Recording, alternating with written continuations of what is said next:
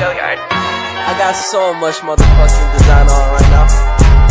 Break it down, bring it back, make it clap. I got 3 old thoughts, new guap, where that thing. Bitches on my line, and you know they come strapped. Hold up, what it not, 45, scope it cash like, whoa. High fucking with these hoes up. Sejatinya, tujuan pendidikan adalah menuntun segala kodrat yang ada pada anak, agar mereka dapat mencapai keselamatan dan kebahagiaan yang setinggi-tingginya, baik sebagai manusia maupun sebagai anggota masyarakat.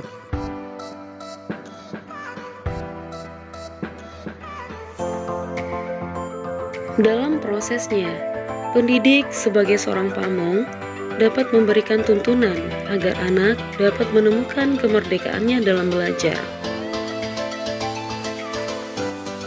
Pendidik diibaratkan seperti seorang petani atau tukang kebun, dan anak ibarat biji tumbuhan yang disemai dan ditanami oleh petani di lahan yang telah disediakan.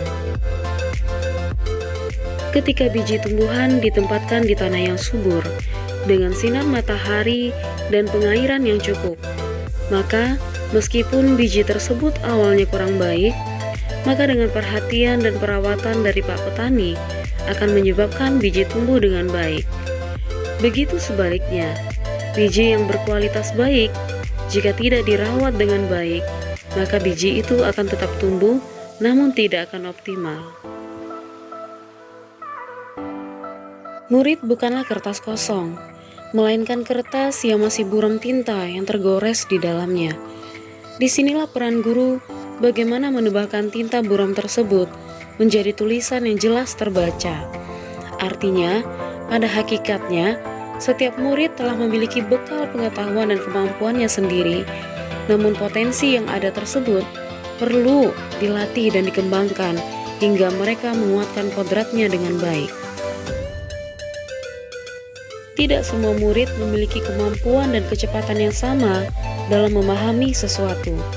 Disinilah peran guru mencoba untuk mengelola pembelajaran agar setiap murid dapat melaluinya sesuai dengan kemampuan dan gaya belajarnya, memberi mereka ruang kreativitas belajar yang berbeda, hingga akhirnya mereka menemukan sendiri arti merdeka belajarnya.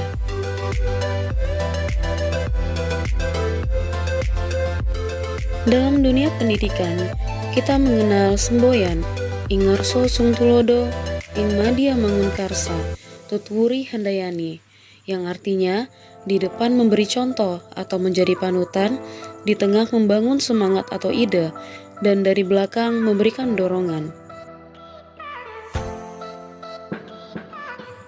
Maka, sejatinya, sebagai seorang guru harus memberikan contoh atau teladan yang baik kepada muridnya, sesama guru, dan seluruh warga sekolah, serta masyarakat pada umumnya. Dari tengah, seorang pendidik harus mampu membangun semangat, menciptakan ide atau berkarya, dan berinovasi di lingkungan tempat kerjanya atau di tempat tinggalnya. Selanjutnya, dari belakang, seorang pendidik harus bisa memberikan dorongan, motivasi, arahan, dan penyemangat kepada seluruh warga sekolah, terutama muridnya.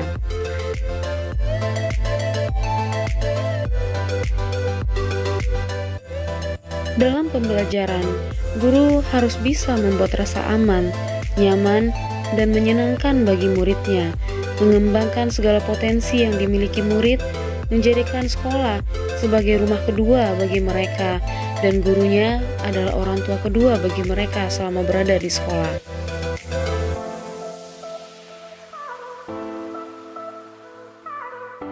Proses pembelajaran yang baik harus mempertimbangkan kodrat alam dan kodrat zaman yang dimiliki oleh muridnya, di mana kodrat alam berkaitan dengan sifat dan bentuk lingkungan di mana anak berada, sedangkan kodrat zaman berkaitan dengan isi dan irama.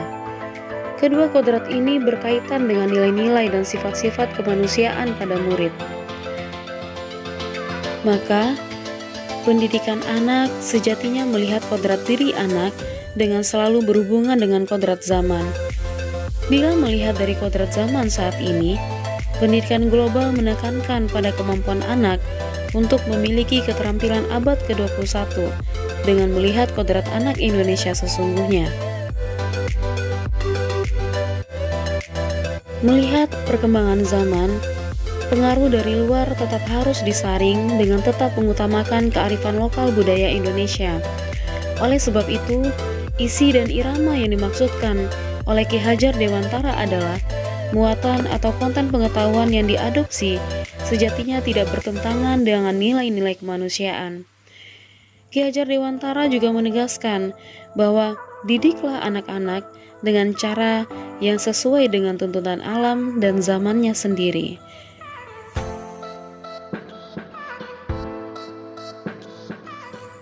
Salam Merdeka Belajar. Jadilah guru yang tergerak, bergerak, dan menggerakkan.